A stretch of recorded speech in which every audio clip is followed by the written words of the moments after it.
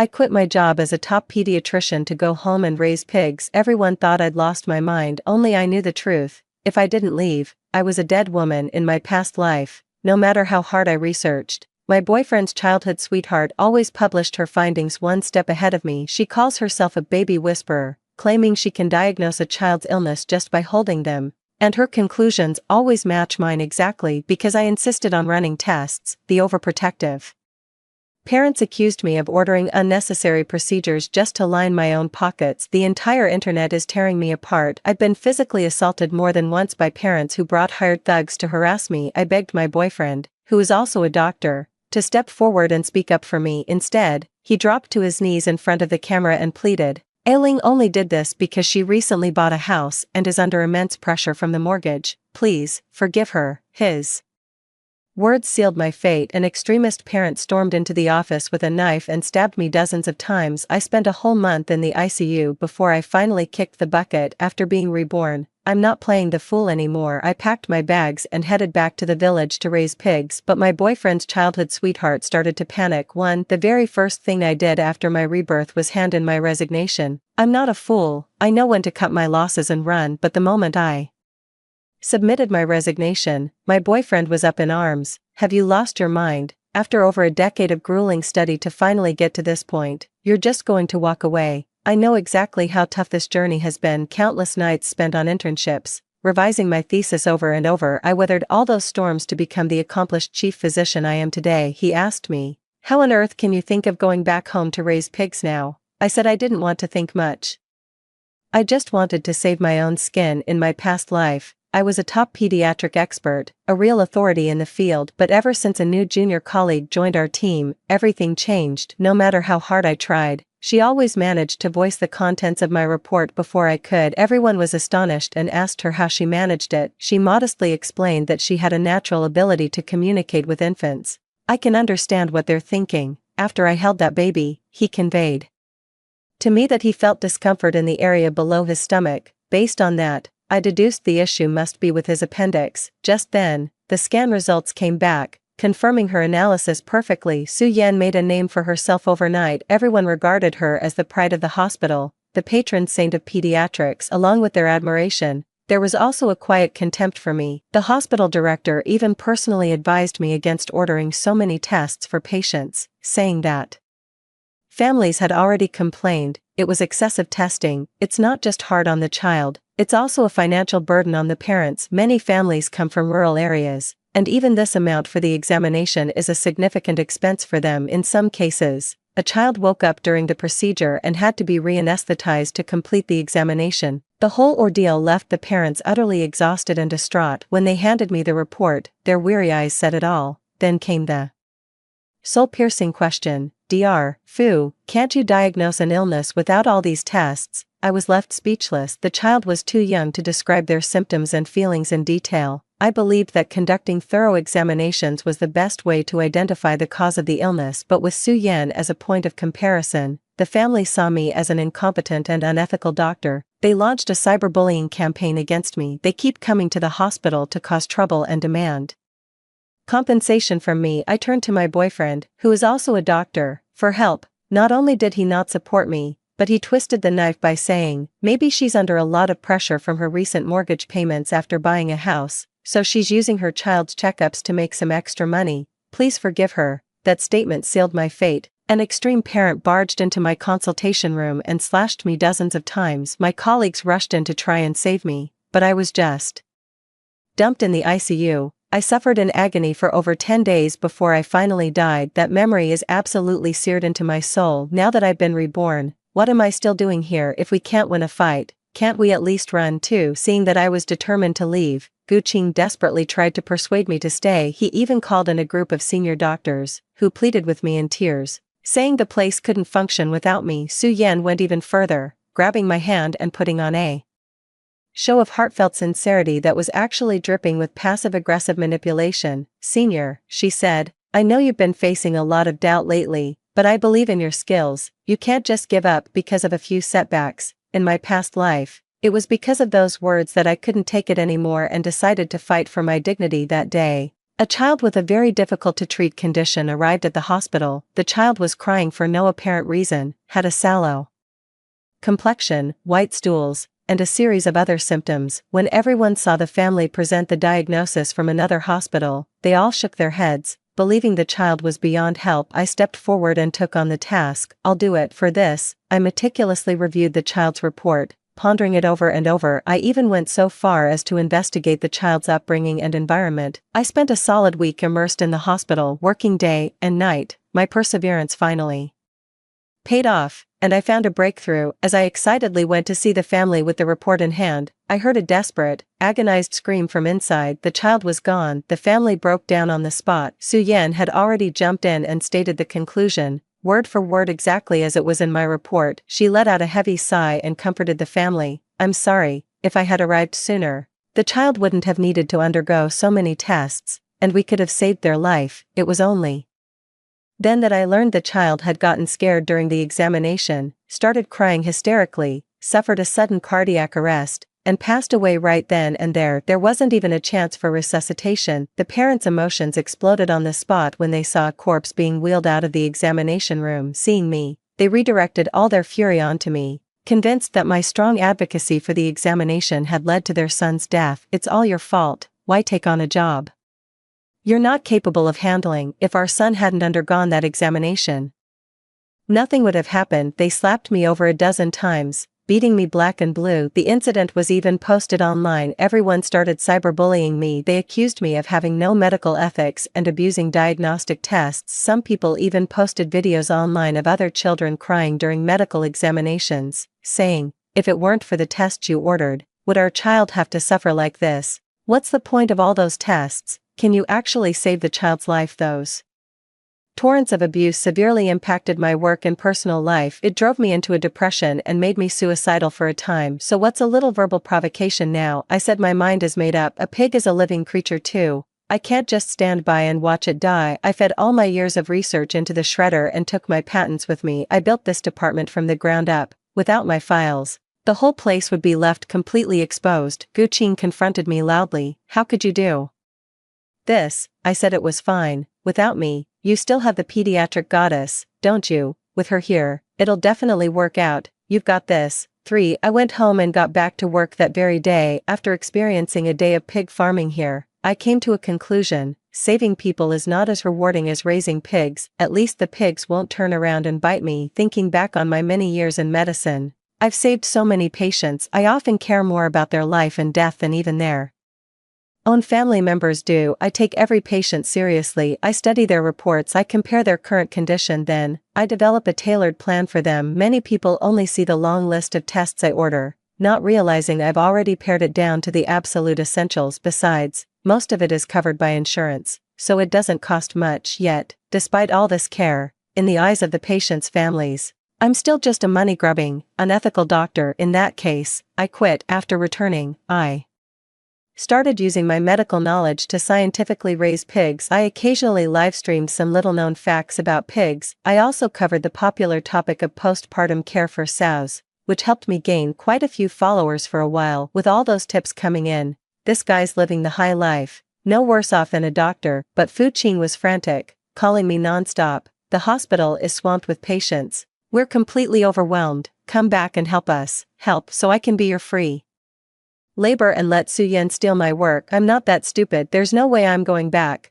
I can't bear to leave the hundreds of pigs I've been raising, but I can certainly give her a good recommendation. I immediately posted an update on my social media and live stream. I have resigned, but don't worry, everyone. I left because there are better doctors at the hospital now. I formally introduced Su Yan. She can diagnose a child's illness just by holding them. Everyone should go see her. I also highlighted all of Su Yan's remarkable achievements. Before long, Gu Qing came to confront me. What are you doing? I said, just giving her some free publicity. She's the new generation's miracle doctor, our pride and joy. I'm just happy for her. But if you do that, won't all the patients go to her? She can't possibly handle that many people by herself. I followed his line of thought and said, but you're still here, aren't you? What did he say when he recommended Su Yan in the first place? She's brilliant, the pride of their entire village. I could tell from her thesis that she wasn't up to par, but Gu Qing kept singing her praises in my ear. We're from the same hometown, so I figured I should lend a hand if I could. We've been thick as thieves since we were in diapers. Just do me this one favor." He personally wrote her recommendation letters and pulled strings left and right for her, putting in more effort than I did as her girlfriend. He even had the nerve to say, "Fine, if it comes to it, I'll take over her patients. Will that satisfy you?" Now I'm throwing those exact same words right back at him. What are you implying? I'm talking to you this nicely, and you still refuse to help. If that's the case, maybe we should just break up. In the past, I would have been heartbroken, but not anymore, because in my past life, when I died, that despicable couple showed up arm in arm. Su-Yan looked at me lying in the ICU with a smug face. Well, so this is the once unrivaled legendary Director Fu of Pediatrics. Turns out you're nothing special after all, but I should thank you. If I hadn't copied your reports, I wouldn't have reached such heights today. She nestled in Gu Qing's arms with a radiant smile. Darling, I really have to thank you for taking one for the team. I wouldn't be where I am today without you. Good, you understand. If it weren't for you, why would I have ever pursued such a dull and boring woman? They started getting frisky right in front of me. It was only then that I realized Gu Qing had pursued me so relentlessly back then, all to pave the way for his girlfriend. First, they got my letter of recommendation, then they plagiarized my report to gradually become the savior of our team, and finally, when the time was ripe, they kicked me to the curb. Later, these two stole my unpublished research report, filed a patent, and received a huge bonus in the end. They became mentors, selling courses, and raking in a fortune. Meanwhile, I was left to bear the shame, hooked up to tubes in the ICU, painfully gasping my last breath. This time, I'm going to do the exact opposite. After hyping up Su-Yan, a huge crowd showed up at the hospital entrance in no time, all scrambling to get an appointment with her. A good 100 people. Let's see how she handles that with her half-baked skills. For the patients' families are incredibly enthusiastic, and many specifically request her for consultations. They even praise her as a miracle doctor of our time. If just a simple hug can do the trick, that's wonderful. It means our child suffers less. Exactly. Even if the consultation fee is a bit higher, it's no problem at all. We came here specifically for her. We absolutely must see Dr. Su today. A group of people, with their children in tow, crowded right in front of her consultation room. The nurse had no choice but to have them take a number and wait in line. They formed a long queue, and the atmosphere on site was electric. However, the main character, Su-Yan, was nowhere to be seen. Gradually, the patients' families lost their patience and stormed up to the hospital director, demanding she be brought out. Only then did Su-Yan arrive belatedly, explaining that she was late due to a morning meeting. Dr. Su, thank goodness you're here. My child has been vomiting for no reason since yesterday. Could you please take a look? With that, a parent practically shoved their child into her arms. The child immediately burst into tears. Su-Yan was mortified. You could tell she was guilty just from the look on her face.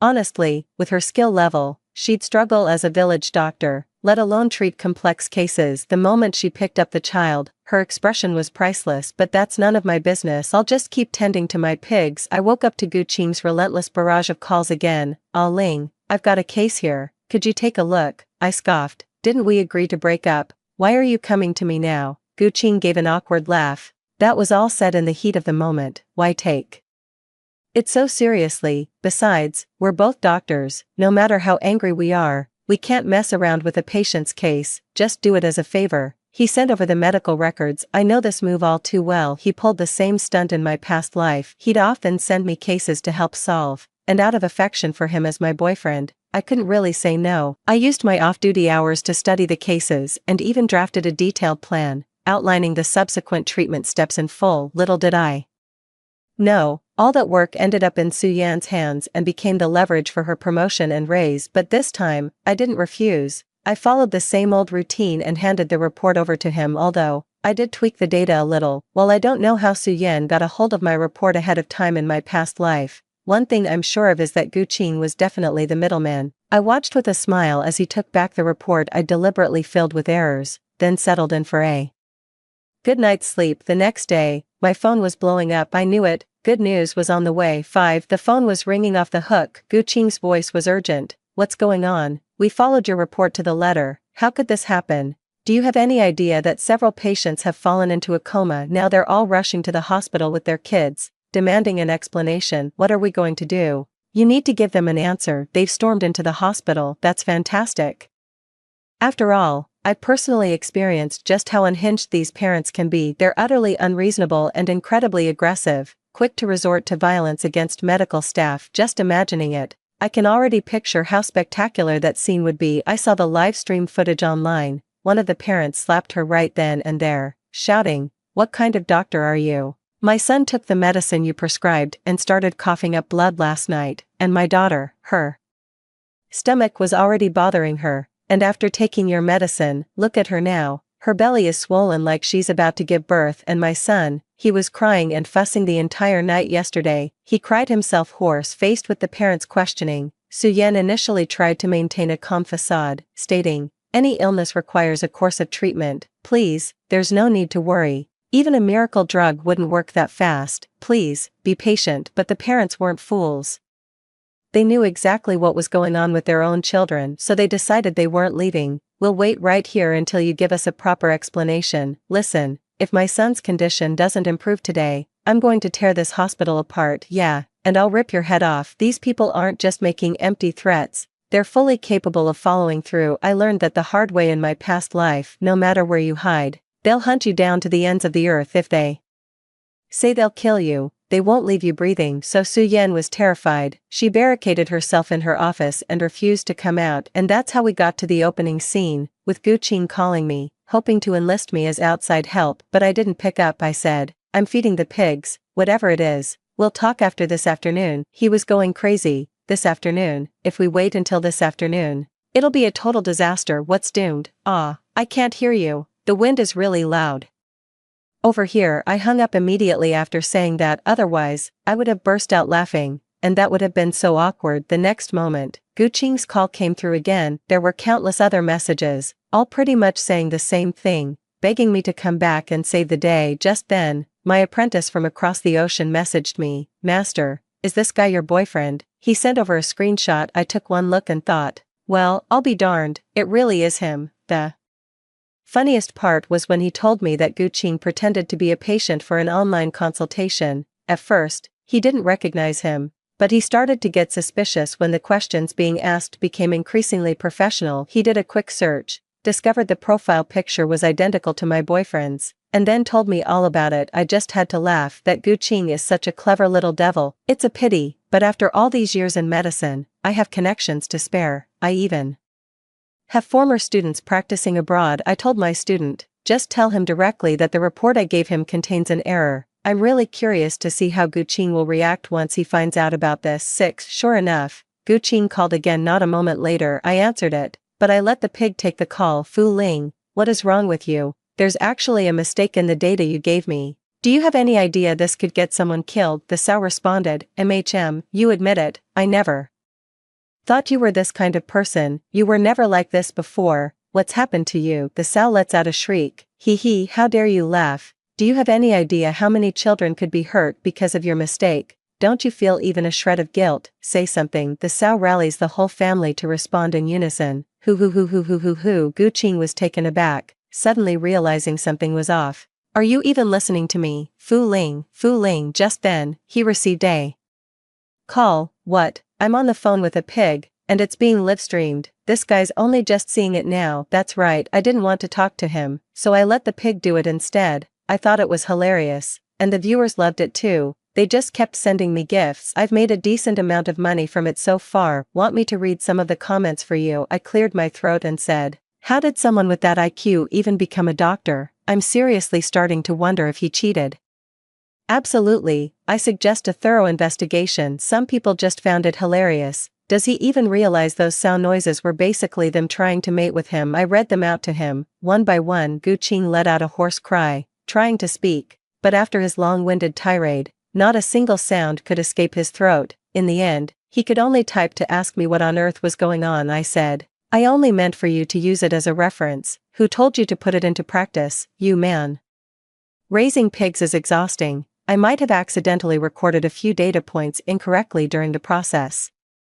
Gu Qing was so furious he sent over a dozen voice messages in one go. I said, "Why are you so worked up? Didn't I state in the report that this is just a trial phase thing? It hasn't been used on humans in clinical settings yet, so what could possibly go wrong?" He asked cautiously, "Well, what would happen if it were used on a person?" It's not that big of a deal, it just worsens the illness, can cause vomiting blood, severe diarrhea, and shortness of breath. In serious cases, it might even be fatal. As soon as I finished speaking, I faintly heard Suyan sobbing coming from the other end of the phone. I felt absolutely ecstatic inside. 7. The copycat is hoist with his own petard, all out of tricks now, starting to panic. Are we? While he was busy talking to the pig, I checked out other live streams and saw what was really going down. Holy cow, the hospital was in absolute chaos. A mob of frantic parents had gathered and blocked the entrance to her office. A team of security guards was trying to maintain order, but they were hopelessly outnumbered. The heart-wrenching cries of children instantly became the catalyst that escalated the conflict. The parents went berserk. On the count of 3, they charged the door, dragged Suyan out, and seized her. So here you are, nice and cool with the AC while we've been out here looking for you. Listen up, if you don't give us a proper explanation today, you're dead meat. The crowd was too big. Even if security wanted to protect her, it was impossible. That's why Guqing was in such a hurry to ask me just now. His tone softened. Are you really telling me there's nothing you can do? You're a doctor. Where's your sense of responsibility? Responsibility. I used to be incredibly dedicated. I truly believed my profession was a sacred calling to save lives, so even when faced with challenges, I would give it my absolute all, because I deeply understood that saving a child meant saving an entire family. But what was the result? Time and again, the fruits of my hard work were stolen, and I was branded as an unethical doctor. I'm doing well just by not going on a rampage, and you have the nerve to lecture me. I'm raising pigs now. This stuff has nothing to do with me. Seeing my thick-skinned and shameless attitude, Guqing was frantic. He pleaded with me, trying every argument to get me to come up with a plan. Do it for the sake of all our years of friendship. Friendship. Now you want to talk about friendship? Ugh, disgusting, I teased him. Well, it's not like there's no way. He was overjoyed. What is it? You could go up the mountain to pray at the temple. Who knows, it might just work. How could you do this? Why shouldn't I be able to? In my past life, when I was desperate and begged him to take me in, how did he treat me? He broke up with me on the spot and kicked me right out. He even went online to twist the knife, implying that I only did this because I was under financial pressure from buying a house recently, saying, please forgive her mistake. For my own boyfriend to say something like that, wasn't he just setting me up to take the fall? And the worst part is, he anonymously leaked my address online, sending those parents straight to my door. In my past life, I was always puzzled about how they found out. It wasn't until I saw the messages on his phone, right before I resigned, that I finally understood. He had gathered all the parents who were unhappy with me into a group chat, under the guise of advocating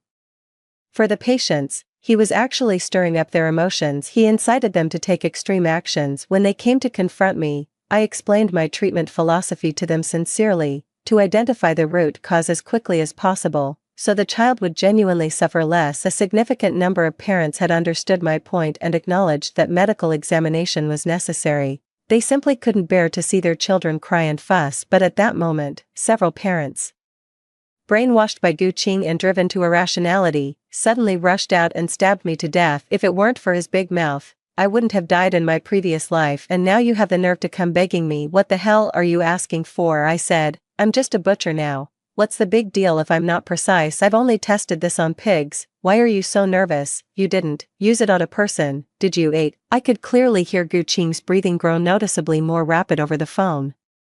Oh, getting scared, getting worked up, that's more like it. That's exactly the effect I was going for, I said. Then I'll make an announcement right away, telling everyone that if they have those illnesses, they absolutely must not take the medicine as I described above, or it could be life-threatening. I pretended to speak with great urgency. Upon hearing this, Guqing was stunned and began to grasp my meaning. You mean you already published this paper online? Exactly, isn't that just my long-standing habit? Guqing realized the severity of the situation and let out a terrified shriek. When did you upload it? Why didn't you tell me? If you don't upload your own work right away, what if someone with ill intentions gets their hands on it? Forget about losing your own work. Ugh, imagine how awful it would be to get framed for it. Instead, enough talk. I need to go issue a statement. To put it bluntly, anyone who follows that medication regimen will run into trouble. However, by the time I wrote this paper, I had already quit my job to raise pigs. I stated this up front, so don't come to me with any issues. I'm just an amateur. As soon as I posted it, someone came at me.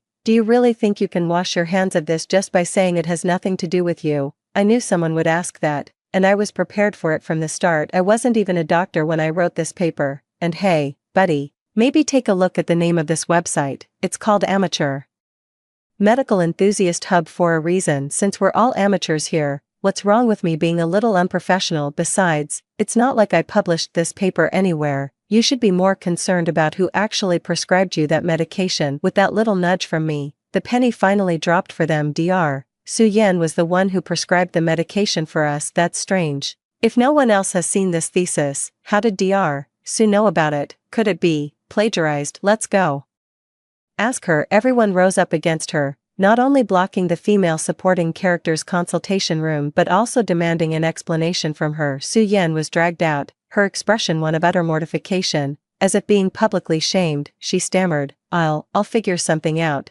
Then, devastating news arrived from the hospital. A child, having taken the medication Su Yan prescribed, had suffered a severe reaction. The child had fallen into a coma that morning and had just been rushed in for emergency treatment. Despite the resuscitation team's efforts, they were unable to save the child. The parents, refusing to accept the outcome, demanded a thorough investigation. The findings were shocking. The cause was acute kidney failure resulting from a drug overdose. What's going on? My son's kidneys were perfectly fine. How could they fail? Did you, this doctor, prescribe the wrong medication? What finally enraged the parents was a single line in the assessment report. If this condition had been checked earlier, some medication would have sufficed, and it wouldn't have come to this. Their fury ignited instantly, and they grabbed Su Yan and started beating her. Didn't you say you could diagnose the child just by holding them? So much for being a baby whisperer. It was all a sham. You even plagiarized Director Fu's research. Give me back my son's life. They each took a swing at her, beating her until she was wailing in pain. Someone in the crowd sighed and said, it's all because of this wicked woman. If she hadn't schemed to drive Director Fu away, none of this would have happened. If he were still here, that's true. Director Fu might have ordered a lot of tests, but he was very thorough and could actually cure the child's illness. Actually, Director Fu had excellent medical ethics. Last time, he even came to my house personally to watch me administer the medicine, because that kind of medication needs to be taken on a strict schedule and dosage. He was worried I might give the child the wrong amount. Exactly. She even went out of her way to add me on WeChat to ask about my child's recovery. I really think Director Fu is incredibly dedicated. It's such a shame that people online were saying she had no medical ethics. I feel so indignant on her behalf. After saying that, they all turned to look at Su Yan, the one who caused me to resign. It's her. She somehow plagiarized Director Fu's work, slapped on some ridiculous title like Baby Whisperer, and drove away such an excellent doctor like Director Fu. If it weren't for her, my son would still be alive. The parents lost all reason and swarmed Su Yan in a frenzy. Watching through the screen, I clenched my fist and shouted, yes, 9. Just then,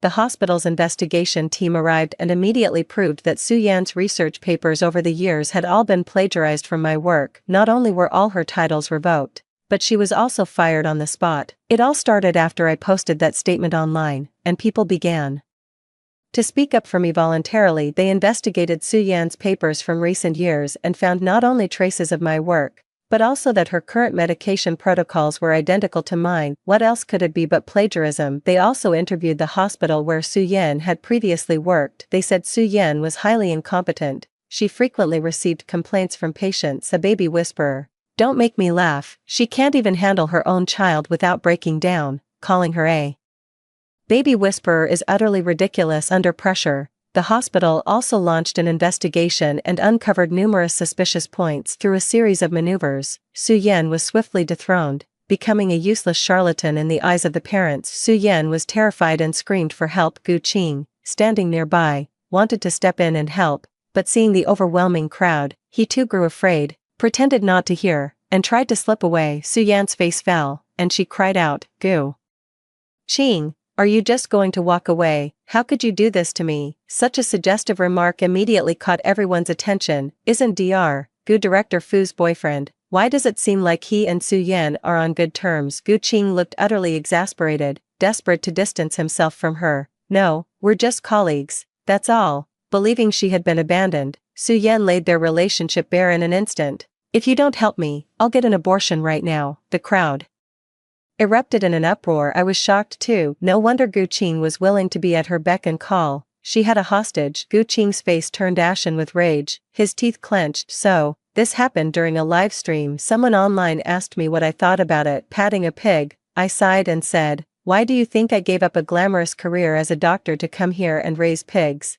That remark instantly struck a chord with the netizens. They voluntarily spilled the tea on their relationship. The outcome was far more shocking than I had imagined. Not only have many people seen them cuddling in private, but they've also been playing cards together in the office, and I have the pictures to prove it. A kind netizen posted the pictures online. "Now I finally understand what Gu Qing meant by growing up bare-assed with Su Yan. This is exactly the kind of bear he was talking about." I let out a cold laugh. That bastard, Gu Qing. After all these years of living off me, using my resources to climb the ladder, this is the disgusting way he repays me behind my back, even though I already knew he had betrayed me. Seeing those shocking comments still cut me deep. For instance, in the online exposé, he complained that I was boring and said I had no femininity whatsoever. She's the kind of woman who makes your libido shrivel up at first sight. So, given a second chance, I've already figured out how to deal with him. I called the police. "Hello, officer. Someone has plagiarized my thesis. It contains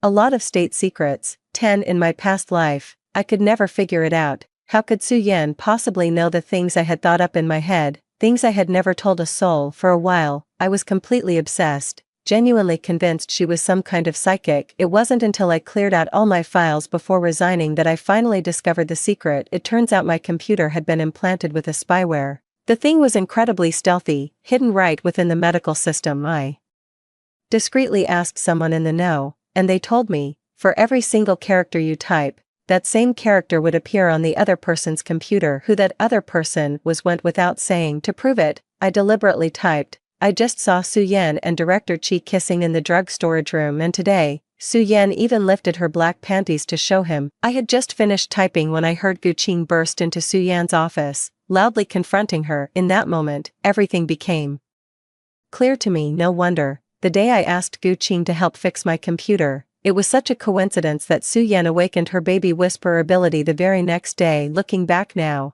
it's truly chilling to think about. So after my rebirth, I stored a lot of documents on my computer, some of which were only accessible to someone at my director level. Some were even classified files. That day, I deliberately said to Gu Qing, "Even though I'm resigning, I still wanted to say goodbye to everyone." This moment was meant for him. If he hadn't been greedy, none of this would have happened, but he went ahead and did it anyway, copying all my documents with both witnesses and evidence against him. He's done for this time. "Are you setting me up?" Gu Qing glared at me angrily. "I'm already on site. Some things just need to be seen with my own eyes." I smiled faintly. "What do you mean, setting you up? Let me ask you this. How did my perfectly fine thesis end up in your hands? How do you explain that?" "I didn't ask you to cheat, did I?" "I didn't ask you to help her plagiarize, did I?" "You were the one who stole my paper, and now you're blaming me." With so many people here, some things don't need to be said out loud. Everyone's eyes say it all. As for Su Yan, I gave her a cool, detached glance. "Honestly, I have a lot of things I'd love to say, but having died once, I've learned to be smarter. Sometimes, retreating in order to advance is the ultimate strategy." I said, "Forget it. I did want to come back to practice medicine, but, just forget it." That remark successfully provoked their anger. "It's all because of you that Director Fu refuses to come back, you monster. I'm going to rid the world of you right now." Everyone was kicking and punching her, even with people trying to keep order. It was useless. In no time, they had beaten Su Yan so badly she lost control of her bladder. "It looks like she might not even be able to breathe." I sneered inwardly. She totally deserved it. After that, many people begged me to come out of retirement. I kept on with my pig farming business, occasionally going live on stream. My simple life was quite comfortable and satisfying. The hospital sent wave after wave of people to see me, saying that if I just came back, I could name my own terms. I just smiled faintly and said, "I'm afraid of repeating the same mistakes." The moment I said it,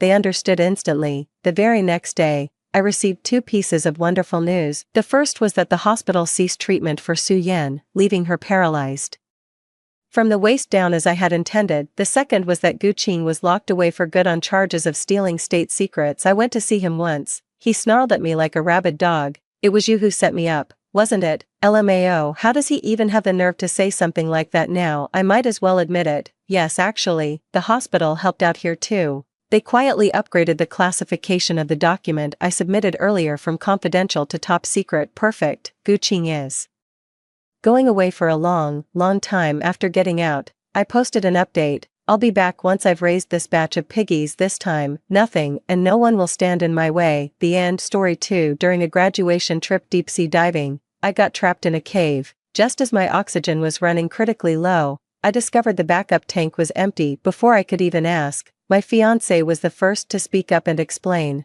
I'm sorry, I gave the backup oxygen to Jojo. You'll have to control your breathing and hold on for a bit. Tapping on the icy, empty tank, I asked him, my consciousness fading, are you just going to leave me here to die? He snapped impatiently, there's plenty of oxygen in the cave, can't you just hold on a little longer? Xiao has claustrophobia, she needs the oxygen more than you do, you can't just stand by and watch her suffer, can you? Besides, it's just one oxygen canister.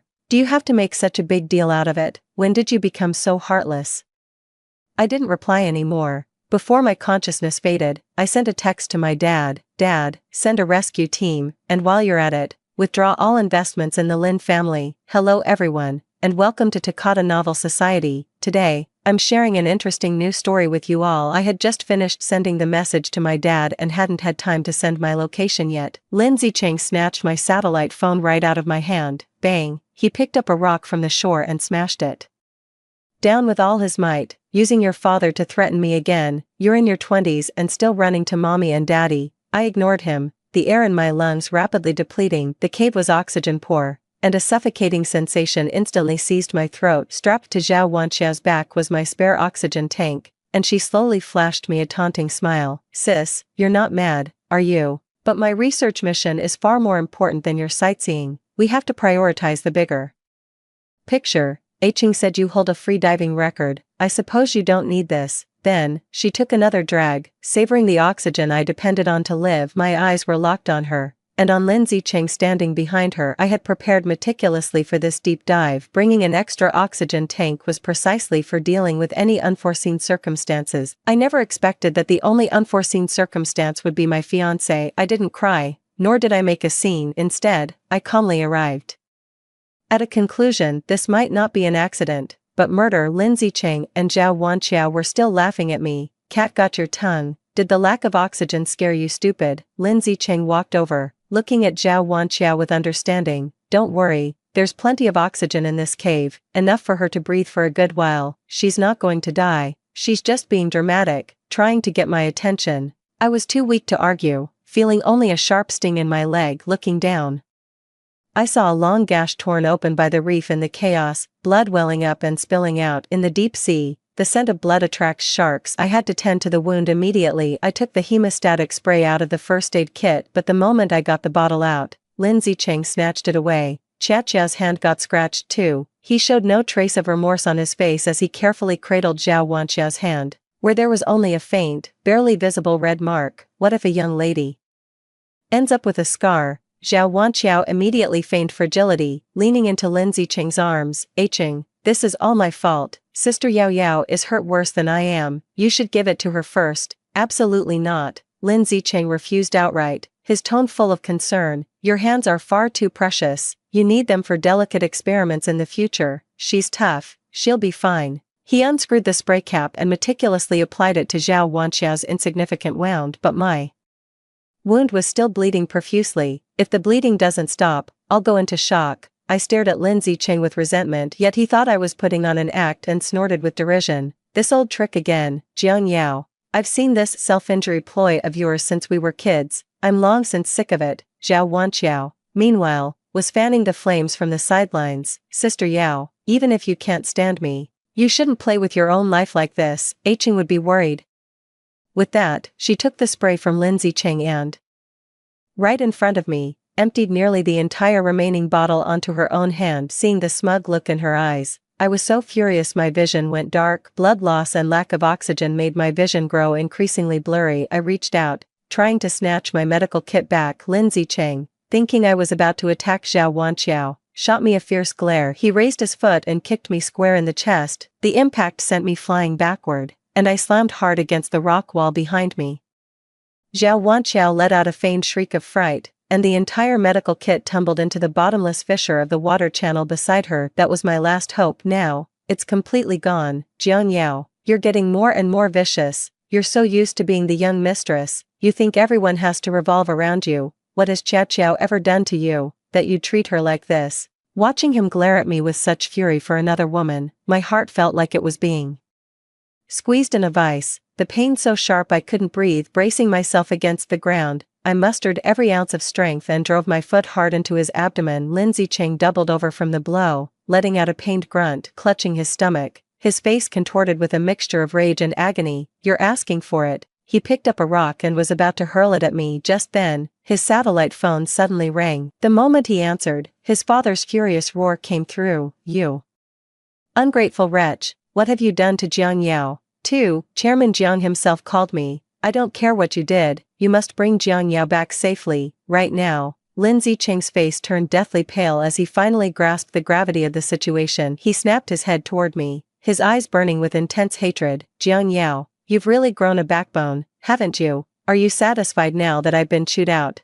The expedition team members, always following Lin Zicheng's lead, all joined in to point their fingers at me. What a buzzkill, you can't do anything right, just dead weight. Exactly. I can't for the life of me understand why they'd bring a pampered little princess like you on such a critical deep-sea mission. What they don't know is that the entire funding for this expedition, their salaries and the exorbitant cost of equipment, came from an investment I secured from my father, all because Lin Zicheng begged me on his knees. I opened my mouth, wanting to tell them everything, but I was lightheaded from oxygen deprivation. My chest felt like it was being crushed by a ton of bricks, and not a single sound would come out. Seeing this, Zhao Wanqiao immediately pretended to be terrified and hid behind Lin Zicheng. Yao Yao, I'm sorry, it's all my fault, please don't be angry, but you shouldn't have tattled to your father over such a trivial matter, wasting all our hard work for so long. While her words were an apology, between the lines, she was implying that I was being unreasonable. Lin Zicheng immediately shielded her protectively behind him, his heart aching for her.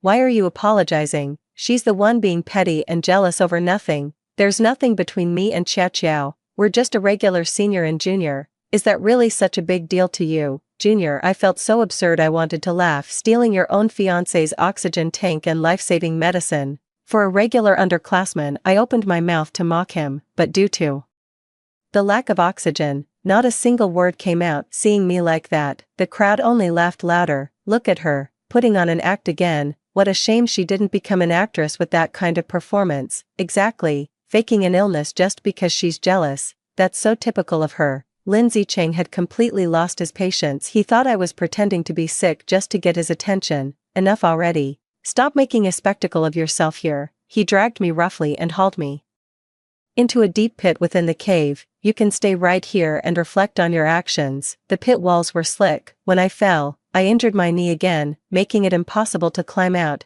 Help me, Lin Zicheng. The expedition members outside heard my cries for help and grew quietly concerned. She's not in any real danger in there, is she? I mean, she is the young mistress of the Jiang family after all. What if? There is no what if. Lin Zicheng cut them off sharply. She made her mistake and must face the consequences. If anyone else dares to speak up for her, they can join her in that pit. After that was said, no one dared to plead for me again. Lin Zicheng's cold voice came from above. Leave her there by herself. We'll pull her up when she comes to her senses. I watched the water level in the pit slowly rise, my anxiety growing by the second. Guess I'm on my own. I pulled the rope from the first aid kit and hurled it upwards. Just as I was about to pull myself up, a shadow fell over me. It was Zhao Wanqiao. She crouched by the pit's edge, a knowing smirk playing on her lips, the dagger in her hand gleaming with a cold, deadly light. With a sharp snap, the rope broke. I tumbled back into the muddy water. Sis, I forgot to mention, Ching never loved you, not once. She took off the oxygen tank that should have been mine. He said it was exhausting,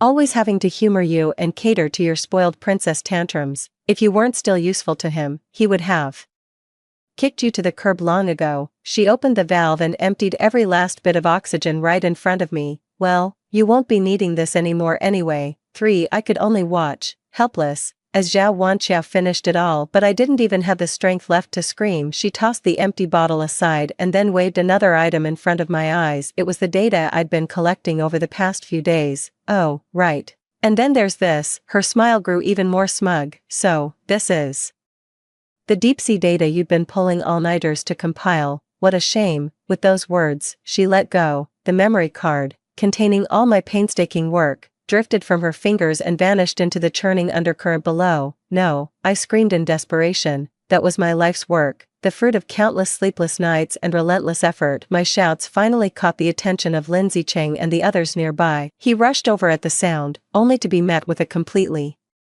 different scene. Zhao Wanxiao's expression instantly changed. With a sharp "ah," she shrieked, threw herself backward, summoned tears on the spot, and sobbed as she flung herself into Lindsay Cheng's arms.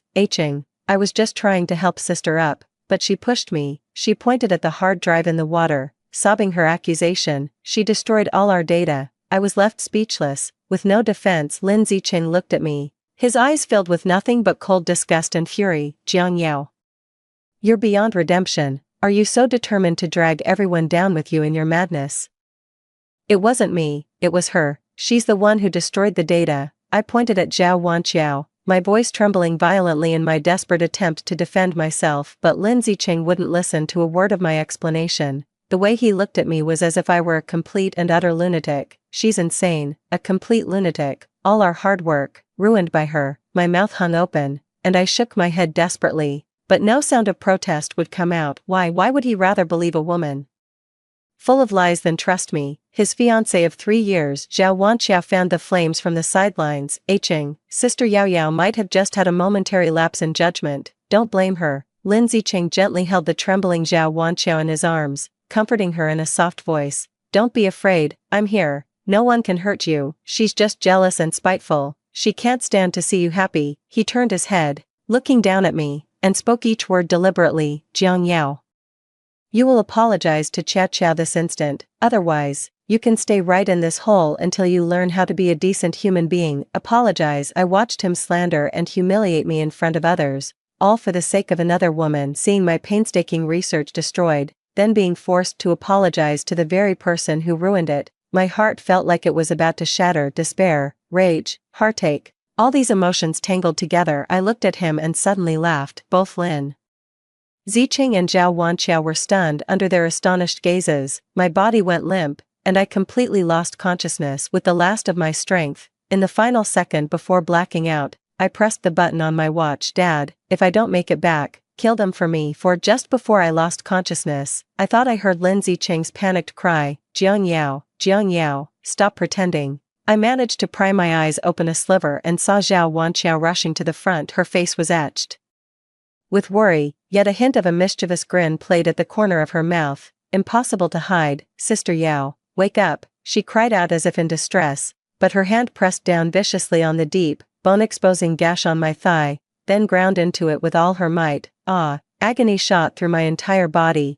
I let out a piercing shriek from the pain and jolted awake. This was no rescue attempt. She was clearly trying to make me bleed out before anyone could pull me to safety. Realizing this, I instinctively pushed her away with all my strength. Get away from me. Lin Wan staggered back a few steps from my shove, then immediately put on that pitiful, delicate act again, looking tearfully at Lindsay Cheng as he rushed over. Cheng, I was only trying to help stop her bleeding. Seeing this, Lindsay Cheng flew into a rage. He rushed over and shoved me aside. The back of my head slammed hard against a rock, and the world instantly spun. Jiang Yao, you ungrateful wretch. Chia Chiao risked her life coming down here to save you, and you had the nerve to hurt her. Have you no conscience at all? The look he gave me was filled with disappointment and disgust. It seems I need to teach you a lesson you won't forget. Once we're up there, you're going to regret this. I looked at his face, twisted with rage, and felt a cold emptiness inside. I might not make it out of here. Just when I thought I was truly going to die in this icy cave, a blindingly intense light pierced through the water layer, shining down and illuminating the entire cave as bright as day. Everyone was stunned by this sudden turn of events. Several figures in rescue gear emerged from the water. The man at the front shoved Lindsay Cheng aside. Everyone, clear the way. He rushed straight to my side, knelt down, and carefully checked my pupils and pulse. His fingers were ice cold,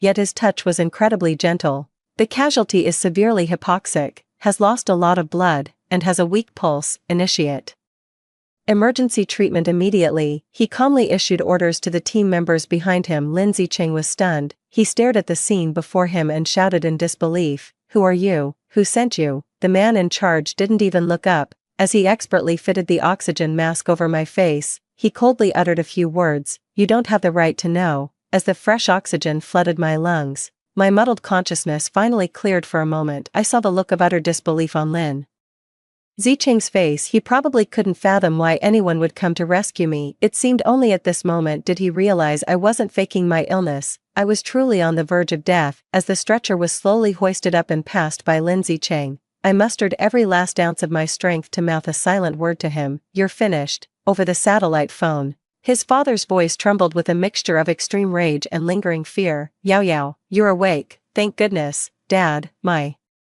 voice was weak and hoarse. "Don't speak, just rest." My father took a deep breath, and his voice turned cold as steel in an instant. "Not a single one of the people who hurt you will get away." 5. When I came to fully, I was already inside the top-tier medical bay of the research vessel. The first thing that met my eyes was Pei Qingyan's calm and focused face. He was wearing a spotless white lab coat, meticulously adjusting the vital signs monitor beside me. Awake, he turned his head and saw my eyes open, a flicker of relief passing through his gaze, almost too subtle to notice. "How are you feeling, Captain Gu?" I spoke, my throat as dry as sandpaper. He immediately handed me a cup of warm water, dipped a cotton swab in it, and carefully moistened my lips. "Just call me Yanzhou," he said softly. 5 minutes later, and your brain would have suffered irreversible, permanent damage from oxygen deprivation. You're really lucky.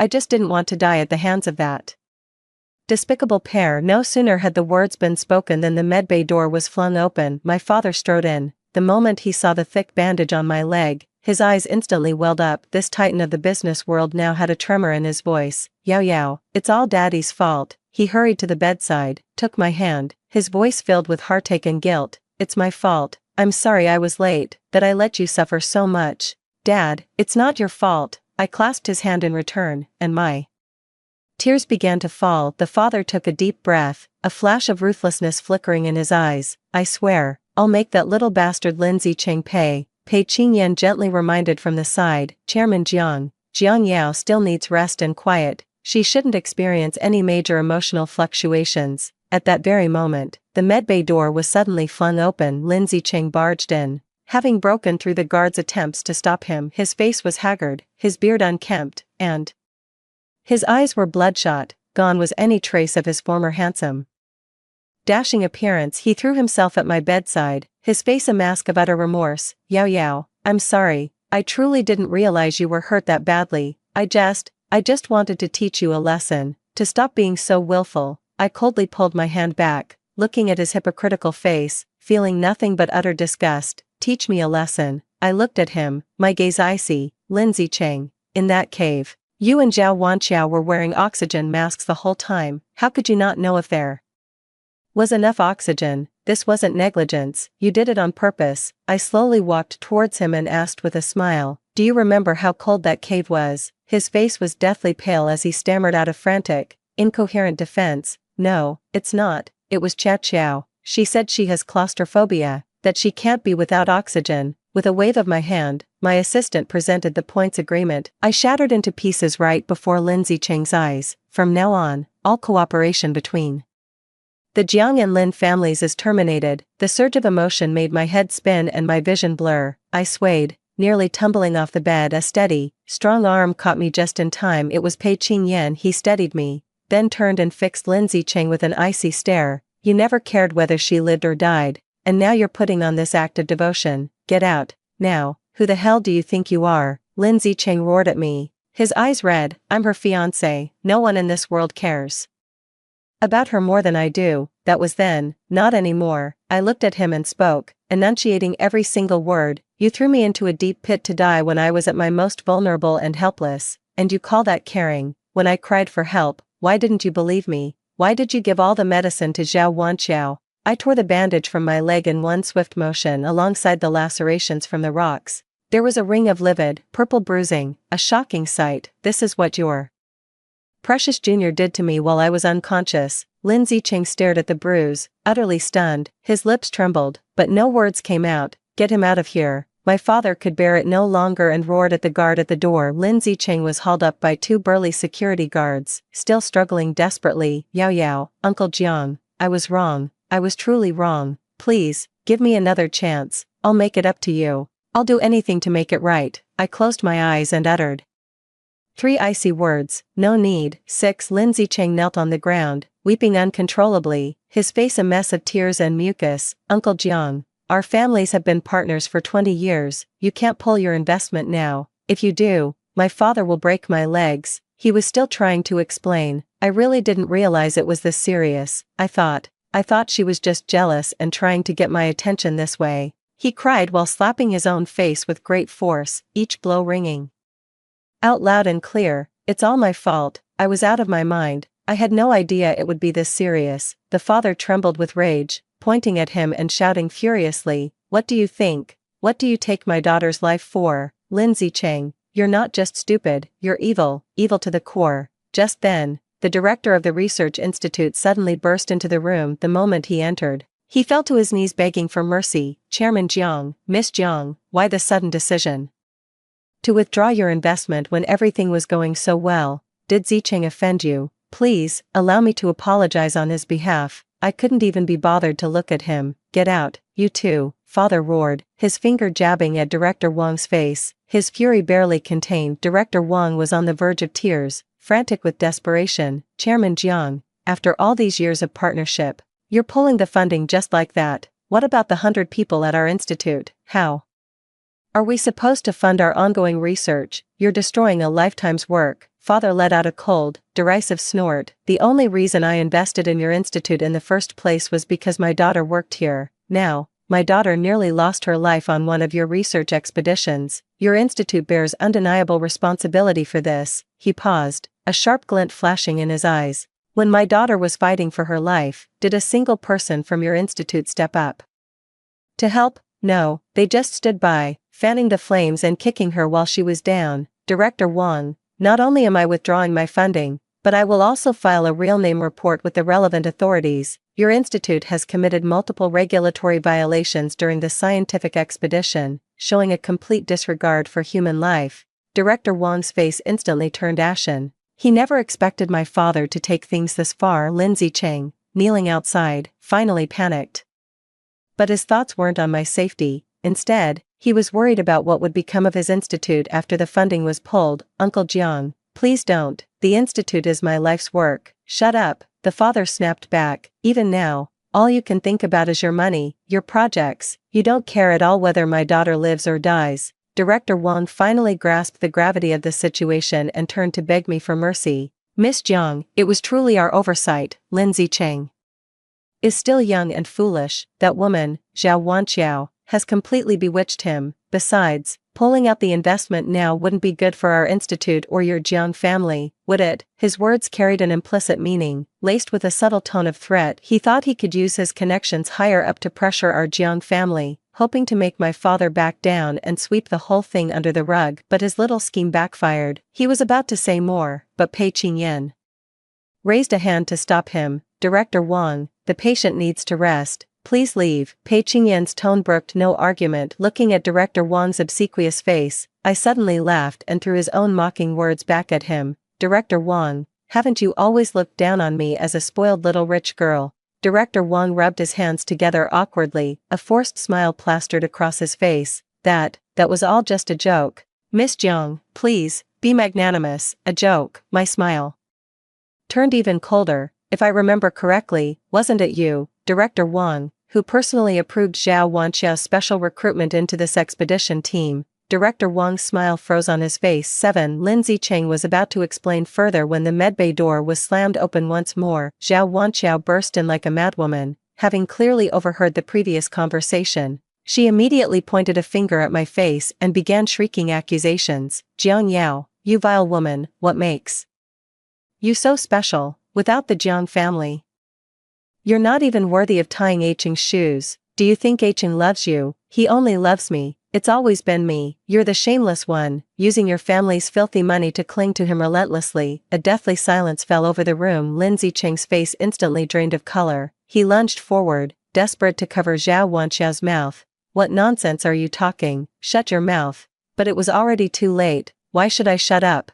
Zhao Wanqiao shook him off forcefully and, in front of everyone, tore away the last shred of pretense. Dare you say you got engaged to her not for your father's company to secure the Jiang family's investment, not so the Jiang family would fund your lousy research institute? Looking at Lin Ziqing's panicked face, my heart turned to ice seeing my reaction. Zhao Wanqiao smiled triumphantly. Jiang Yao, do you see it now? Do you know how exhausting it is for Aching to put up with you and go through the motions every single day? The one he truly loves is me. He loves me. I'm carrying his child. Smack. A sharp, resounding slap landed hard on Zhao Wanqiao's face. It was Lin Ziqing who struck her. His eyes were bloodshot, like a cornered beast, as he roared, "Shut up, you crazy woman." He shoved all the blame onto Zhao Wanqiao. "It's all you. You're the one who stirred up trouble. You deliberately destroyed the data to frame Yao Yao." Zhao Wanqiao covered her swollen, reddened cheek, staring at him in disbelief. She never imagined that at the final moment, this man who had professed his love for her would, to save his own skin, throw her under the bus as his scapegoat. She let out a cold laugh, her eyes brimming with the sweet satisfaction of revenge.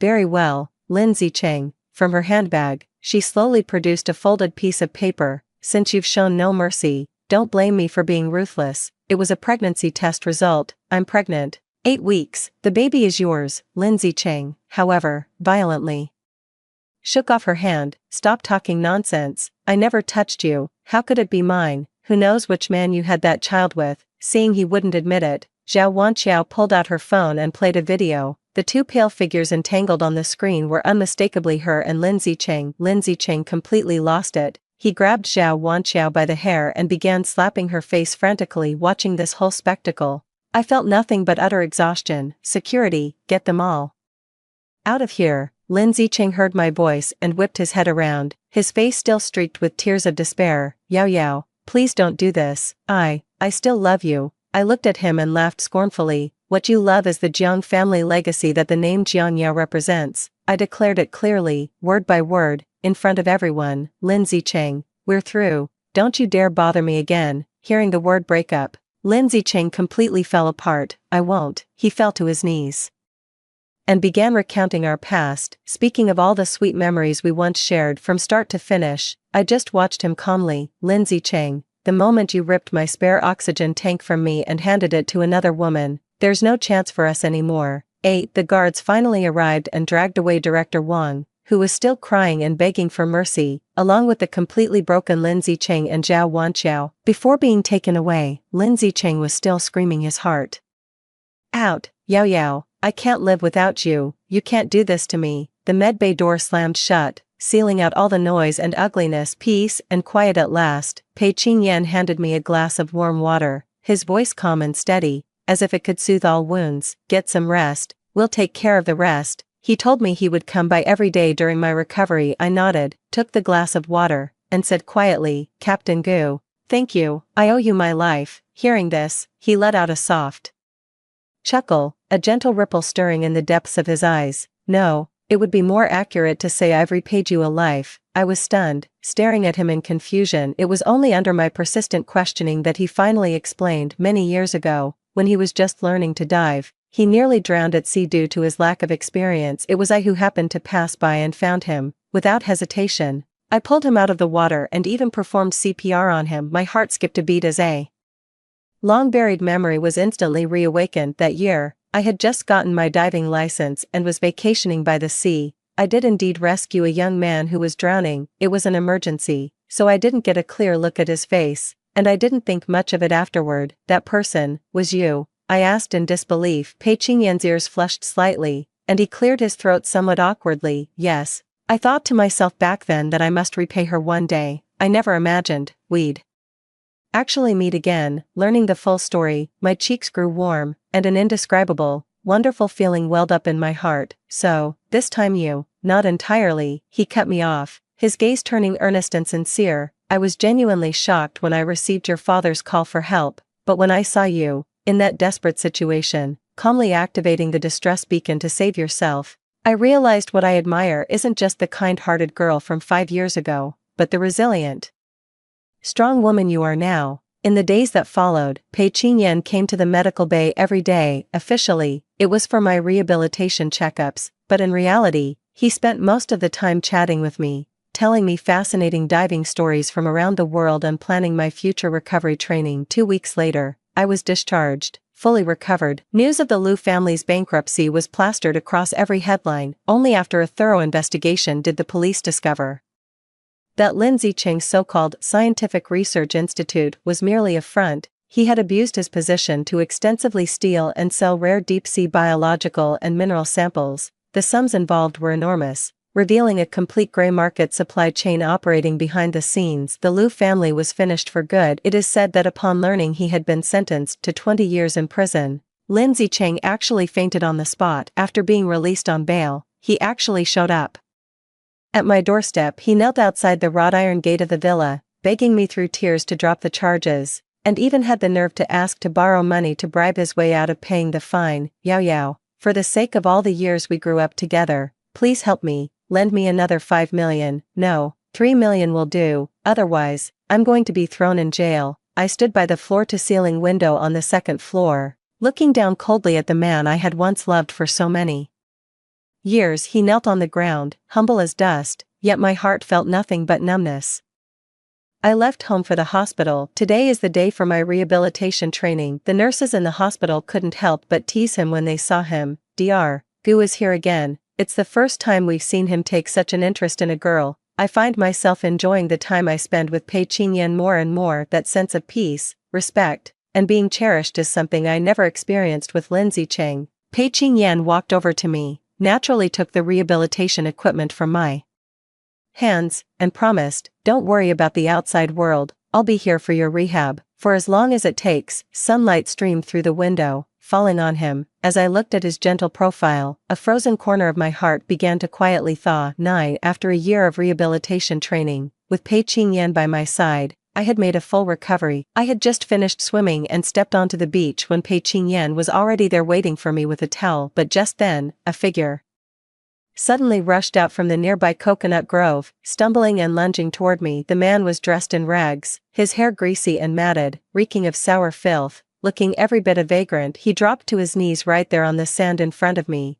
clutching my legs as tears and snot streamed down his face. "Yao Yao, I finally found you. I was wrong. I truly was. Please forgive me." Startled by this sudden turn of events, I took a step back. It took me a long moment of careful scrutiny to recognize a vaguely familiar outline in that grimy, dirt-streaked face. It was Lin Zicheng. Seeing him in such a wretched, utterly destitute state, for a moment I could scarcely believe it was him. His cries instantly drew the attention of every tourist on the beach, all eyes turning toward him with curiosity and scrutiny. Yet I merely watched him coldly, as if he were a complete stranger. "Yao Yao, look at me. This past year has been a living hell." Clutching my ankle, he poured out his misery with desperate fervor. "I'm wanted by the police, constantly on the run. If I hadn't smuggled myself here, I'd never have seen you again in this lifetime. That bitch Zhao Wanqiao swindled me out of my last bit of money and ran off with some old man. Everyone has betrayed me. Only you wouldn't, right?" I pulled my foot back, my face wrinkling in disgust. "Let go. I won't let go." Seeing my cold indifference, Lin Zicheng abruptly stood up from the ground, his eyes turning wild and venomous. "Jiang Yao, don't push me." He pulled a worn-out phone from his jacket and pointed it at me threateningly. "I have the Jiang family's secrets right here on my phone. If you don't give me 10 million to start a new life abroad, I swear, tomorrow's headlines around the world will be plastered with your family's scandal." My eyes turned cold. Back when I was madly in love with Lin Zicheng, I did indeed reveal some of our family company's internal secrets to him, but I never imagined that after the breakup, he would actually use this to threaten me. Thinking he had found my Achilles heel, a smug, twisted smile spread across his face. "Transfer the money to my account now, or else." Before he could finish his sentence, a figure flashed by. Before I knew it, Pei Qingyan had appeared in front of me. He raised his leg and delivered a vicious kick straight to Lin Zicheng's chest. Lin Zicheng was sent flying like a rag doll, his phone slipping from his grasp and landing on the sandy beach. Pei Qingyan picked up the phone and, without so much as a glance, hurled it into the sea. He looked down at Lin Zicheng, who was groaning in pain on the sand, a cold, mocking sneer curling at the corner of his mouth. "Using such despicable means to threaten a woman, Lin Zicheng, you've truly stooped to a new low." Just then, several police officers arrived and swiftly subdued Lin Zicheng, pinning him to the ground. Pei Qingyan had called the police at some point, unbeknownst to us, as the police handcuffed and led Lin Zicheng away. He was still shouting at me in bitter resentment, "Jiang Yao, I hope you die a horrible death, I'll haunt you from beyond the grave." As I watched him being escorted into the police car and disappearing from sight, I felt nothing inside. With that final problem resolved, peace returned to the beach. It was only after Lin Zicheng was arrested that I learned he had been sentenced to death. He was originally sentenced to just 20 years for trafficking illegal goods, but then, during his bail period, that scoundrel Zhao Wanqiao had to come back and taunt him after hooking up with some rich sugar daddy. Enraged, Lin Zicheng stabbed Zhao Wanqiao to death with a fruit knife and buried the body right there in the courtyard. After the police discovered the body, they launched a manhunt for Lin Zicheng. Who would have thought he'd be so brazen as to come looking for me? Pei Qingyan had been in secret contact with the police all along, so they simply set a trap to catch him red-handed. Pei Qingyan took off his own coat, draped it over my shoulders, and gently drew me into his embrace. "It's all over now," he said softly. I nodded, leaning against the warmth of his chest, feeling the steady rhythm of his heartbeat. He lowered his head, looking intently into my eyes, his voice clear and earnest. "Yao Yao, I love you. It's not because you saved my life 5 years ago. What I love is you. Your resilience, your kindness, the way you shine so brilliantly." After rising from the ashes, my eyes instantly welled up with tears. Over the past year, he has walked with me through my darkest hours. He's been by my side through rehabilitation, through my studies, helping me rediscover my passion for life and my confidence in myself. He made me understand that true love is not about possession or taking, but about respect, companionship, and enabling the other's happiness. I've also found a new purpose for my life: to establish a marine conservation foundation and use my own strength to protect this beloved blue planet. "I love you too, Yanzhou." I rose on my tiptoes and kissed him. The sea breeze whispered, and the setting sun stretched our shadows long. My new life has nothing to do with Lin Zicheng anymore. My future is him, the stars, and the boundless sea. The end. That's the end of the first story. I hope you enjoyed it. The next one will be even more exciting. So let's keep reading together. Zhou Bei and I grew up together. We got married right after graduating from university. He's always spoiled me since we were kids, giving in to my every whim, and I gradually grew accustomed to his way of life. I thought we could maintain this loving relationship until old age, but I underestimated a man whose heart had changed. The greater the love was at the beginning, the more devastating the downfall at the end. Today is our 5th wedding anniversary, and as usual, I waited for him to come home and celebrate with me, but what I received instead was an unknown call and a photograph. The call was from a stranger, and the photo was sent by a stranger too. The photo showed Zhou Bei kissing another woman in a hotel. This closeness feels just like the passionate puppy love we had back in our teenage years. I calmly tossed those photos into the trash, then fed the cake I'd made to a stray dog. I thought I could handle it calmly, but when I saw that pregnancy test, I sank to the floor, a pain so intense it felt like a spasm shot through my whole body, and I broke down into uncontrollable sobs. Zhou Bei and I had been married for 5 years. I had finally gotten pregnant, only for fate to turn around and hand me a cruel surprise. I thought long and hard that night about whether to get a divorce or to keep living with him. Once a woman has a child, a mother's heart always softens. The truth is, the feelings between Zhou Bei and I started to change in the 3rd year of our marriage. I don't know when he started to change. At first,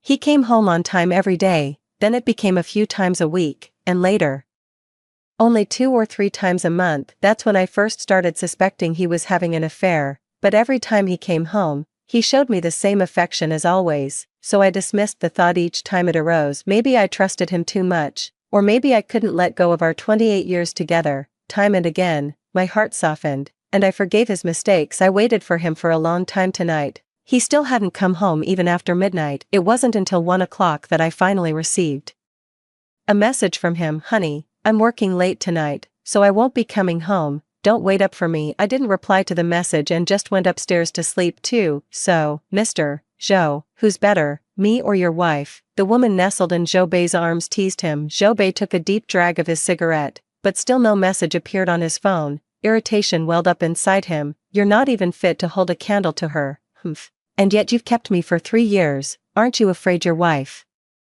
will find out and divorce you?" Zhou Bei grabbed the woman's face and forced the smoke from his mouth into hers. The woman choked on a cough and thumped his chest. "You're awful. A wicked grin spread across Jobei's lips. My wife isn't as vicious as you. Even if she found out, she couldn't bear to divorce me. She'd just make me dump you, and I'd listen to my wife. I'd just find someone else to take your place later. The woman's smile froze instantly. She hadn't expected the man to be so disgusting and sleazy. She thought that if his wife found out about his affair, it would be easy for her to take the wife's place. After all, not just anyone can become Jobei's wife. Jobei didn't look at the woman's stiffened face and continued, so you'd better behave. If my wife finds out, there'll be another woman in my bed right now. The woman didn't reply, anxiously leaning into his embrace, but it was too late. She had already told his wife everything. By now, his wife must know. Jobei had sex with the woman one more time, but afterwards, he still didn't receive her reply. After thinking it over, there was only one possibility: she had fallen asleep, because no matter how late he messaged her before, she would always reply.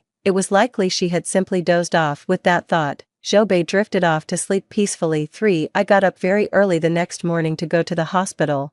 I hadn't slept all night, and I'd been thinking the whole time I'd decided to divorce him and terminate the pregnancy. I need to go through with the termination while the baby is still small and before I lose my nerve. If I wait until it's bigger, I'm afraid I'll get too attached and won't be able to go through with it. I don't want there to be a child after I divorce him. It wouldn't be good for anyone, especially not for the child. If you can't give a child a perfect family, then you shouldn't bring one into the world. There were many women there for abortions, some alone, others accompanied by their husbands. I waited from 8 in the morning until 10, and just as I was finally called in, his message arrived. Honey, my flight to Beijing is today. I'll probably be back in a week. What would you like as a gift this time? I'll bring it back for you. A bitter smile touched my lips. I glanced at the operating room door, then back at his message on my phone. My hand rested on my stomach as I said a final goodbye to our child. Jobei, the child you always wanted. In the end, it's gone because of you. I replied to his message. I don't want anything. Just focus on your work. When you get back,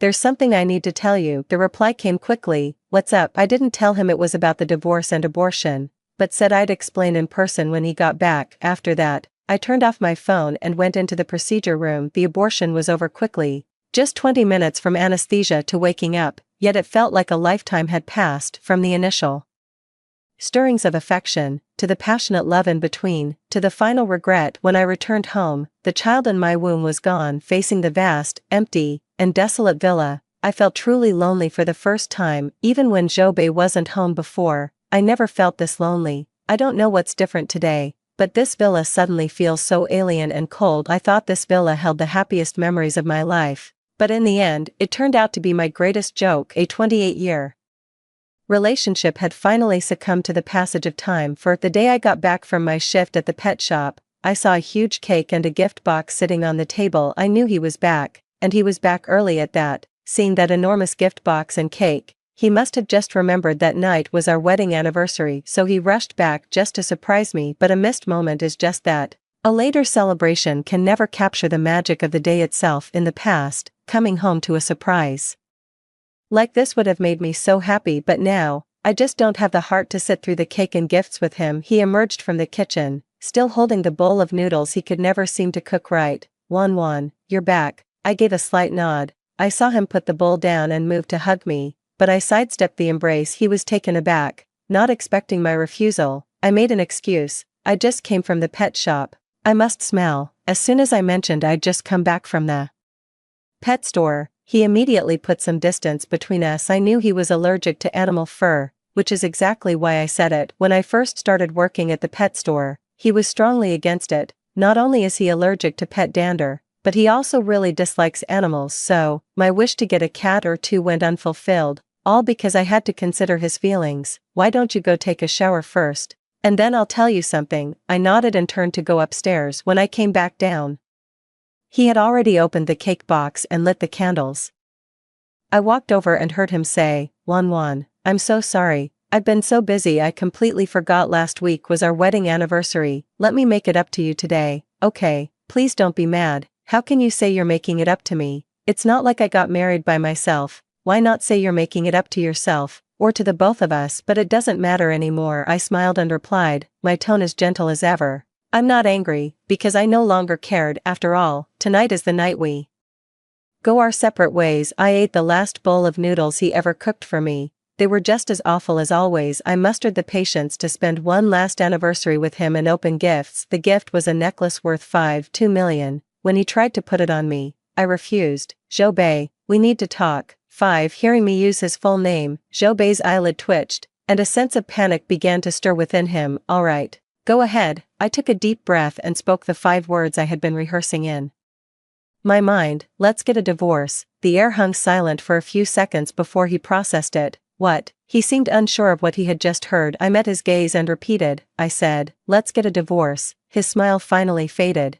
and he looked at me with disbelief. Why? He asked. I forced a bitter smile, one that said more than words ever could. Shouldn't I be asking you that? He froze, as if something had just dawned on him. He took a fearful step back, and when he looked up at me again, his face had gone pale. He stumbled over, trying to grab my hand, but I dodged him. His face turned another shade paler. Wan, I'm the one who's wrong. I'll end things with her tomorrow. I promise. Let's not get a divorce, okay? I refused gently, but that single word, no, cut through him like a knife. But didn't it cut me just as deeply? I didn't want this either. If he hadn't betrayed me, I would never have mentioned divorce, and we wouldn't have come to this. Seeing my resolute stance on divorce, his fists clenched involuntarily, his lips pressed into a tight, straight line. Blinded by rage, he lunged at me, kissing me frantically and tearing off half my clothes. With tears welling in my eyes, I finally slapped him hard across the face. It was the first time I had ever struck him, and the first time he had almost forced himself on me. Zhou Bei was stunned by the blow. It wasn't until he saw my red-rimmed eyes that he finally snapped back to reality. I'm sorry, Wan. I'm so sorry, truly.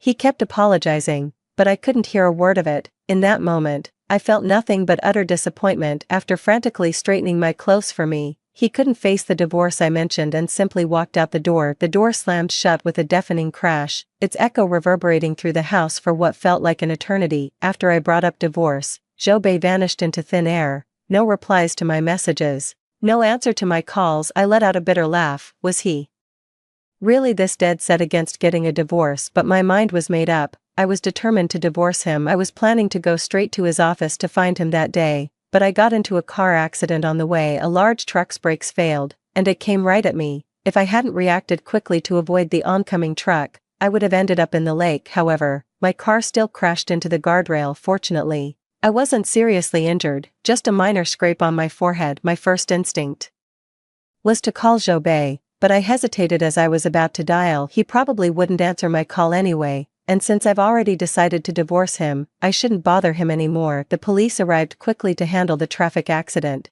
No one from either side was seriously injured, and the cause of the accident was entirely the truck's fault. The truck driver was even more injured than I was. Seeing he was an honest man just trying to make a living hauling goods, I refused his offer to cover my medical expenses. As for this car, the front end is smashed up and it's undrivable. I'm not even going to ask him to pay for it. Zhou Bei bought this car for me back in the day. Now that it's broken, it's time to scrap it. You can try to fix a wrecked car, but some parts will always be damaged. No amount of repair can make it feel new again. 6. While I was alone at the hospital, waiting in line for my checkup, I ran into someone. I've seen this guy a number of times, but we're not close.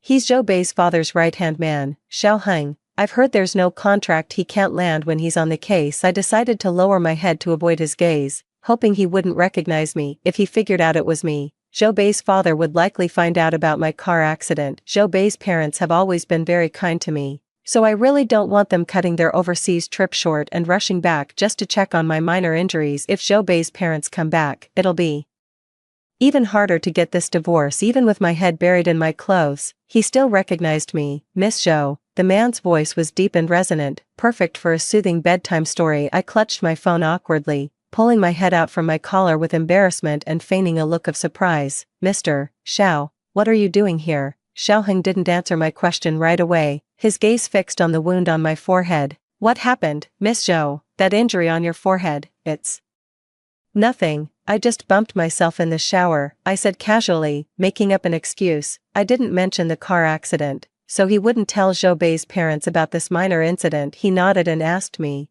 do you need any help? I instinctively shook my head to decline. And no, it's fine, it's just a quick checkup, thanks. Perhaps sensing my awkwardness, he didn't press the conversation any further. Not long after Xiaoheng left, I spotted another person, Zhou Bei, but he hadn't come to the hospital alone. He'd brought a woman with him this time. I didn't duck my head into my collar, yet he still didn't seem to notice me over here. The woman with him was stunning. She wore a black bodycon dress, had wavy, cascading hair, and her looks could rival any A-list celebrity. The woman clung to his arm with a shy, pitiable air, though his expression seemed displeased. He offered no resistance to her hold, as if he was used to it. Standing side by side, they looked perfectly matched. For a fleeting, dizzying moment, I wondered if I had truly held him back. I don't know how long I watched them, talking and laughing, with the woman constantly nestling against his chest, coquettishly seeking his affection. I could feel my entire body go rigid. The wound on my forehead had stopped hurting, but now it seemed to ache with a fierce, renewed intensity. My vision seemed to grow increasingly blurry, making it hard to see them clearly. I had no idea how long I'd been staring until it was nearly time for my checkup, and I dreaded hearing my name called. In a daze, I got up and headed out, but I was a step too late. My name was called, and the person who hadn't noticed me finally looked around, searching for me. I heard him call my name, yet my feet only carried me away faster. As I stepped out, I spotted Xiaoheng, who hadn't left yet. It felt like finding a lifeline. Without a second thought, I reached out to him, my mind consumed by a single thought. I didn't want to see Zhou Bei. The thought of them leaning so intimately against each other just moments ago makes me sick to my stomach. 7. Xiaoheng. I shouted his name loudly to stop him from getting into the car. Xiaoheng's hand, which was opening the car door, jerked to a halt. He turned and saw my pale face, devoid of any color, my eyes rimmed with a fierce red, tears streaming down incessantly. I ran over and pleaded with him, my voice trembling. Xiaoheng, please, please, just let me get in your car, okay? Zhou Bei was catching up from behind, but I really didn't want to see him at all. I looked at Xiaoheng with a pleading gaze, hoping he would agree. Xiaoheng saw my pleading look, then glanced at Zhou Bei and a woman who were chasing after me. I thought I saw his eyes darken, and then he fell silent for a few seconds. He didn't answer, instead opening the door for me directly. I looked at him gratefully, whispered a thank you, and quickly got into his car. The door was shut quickly, cutting off Zhou Bei, who had caught up, and I immediately breathed a sigh of relief. The car began to move slowly. The sound of Zhou Bei calling my name persisted all around, and he kept pounding on the window, but I never once turned to look back. My gaze remained fixed on the car's rearview mirror, watching the frantic Zhou Bei outside. He seemed to have gone mad, relentlessly pounding on the window. Zhou Bei was always the one who cared most about his image, yet at this moment, he cast all regard for his appearance aside. Paying no heed to the stares of onlookers, the car drove further and further away. Only when Zhou Bei's figure vanished from sight did the tension finally drain from my body. I didn't know when my tears had run dry. It wasn't until a handkerchief appeared before my eyes that I suddenly snapped back to reality. I made a complete fool of myself in Xiaoheng's car. It seemed he was the only one who witnessed my pathetic state, leaving me utterly embarrassed and mortified. When I looked outside again, I realized he had already driven to the villa where Zhou Bei and I lived. Our wedding wasn't a large affair. We only invited Zhou Bei's relatives. By then, Xiaoheng had long been a trusted right-hand man to Zhou Bei's father, so of course he was in attendance. That's how he knew Zhou Bei and I lived here. But I don't want to go back to that villa right now. Every time I've returned there these past few days, I feel like I can't breathe. The atmosphere is so oppressive it's suffocating. I swallowed my pride and asked Xiaoheng another question, if he had a spare room I could stay in for a few days. I promised I'd leave as soon as I found a new place and wouldn't be a bother. I couldn't tell if his expression was good or bad, but he remained silent, not saying a word. I just asked him for one favor, and now I'm shamelessly asking for another. I think he must be angry. I quickly apologized and tried to get out of his car in a hurry, but the door wouldn't open. I glanced at Xiaoheng in the rearview mirror. Just then, I heard him say, "There is a room, but I'm afraid you might not find it comfortable." I immediately waved my hand and said I wasn't picky about where I stayed. I'd be fine even in an unfinished, bare-bones apartment. My words made him laugh instantly. It was the first time I'd ever seen him smile. No matter the occasion before, he'd always worn a cold, expressionless face, never showing even a hint of a smile. He had a lovely smile. When he smiled, the sternness in his eyes and brows softened considerably. He asked if I wanted to go grab some clothes first. I agreed, as it was too late to buy new ones now, and I didn't want to cause him any more trouble. 8. I had assumed the place he said he was uncomfortable in was a rather simple house, but when I saw his home, I was taken aback. Honestly, This place isn't all that different from the villa I shared with Jobei. The only real difference is the decor. It's much darker and more somber, which suits him perfectly. When I walked in, I saw a golden retriever. It looked adorable and well-behaved, but its personality was the complete opposite of its owners. The dog was lively and full of energy. He showed me to a room on the second floor. The interior design was even more off-putting, and I instantly regretted my decision. The decor in here has such a feminine touch. I'm starting to regret agreeing to stay over. It completely slipped my mind that he probably has a girlfriend. If his girlfriend were to suddenly come back, it'd be impossible to explain. I'm thinking maybe I should just go home, but it's like he can read my mind. He spoke up first to explain, "This is my mom's room.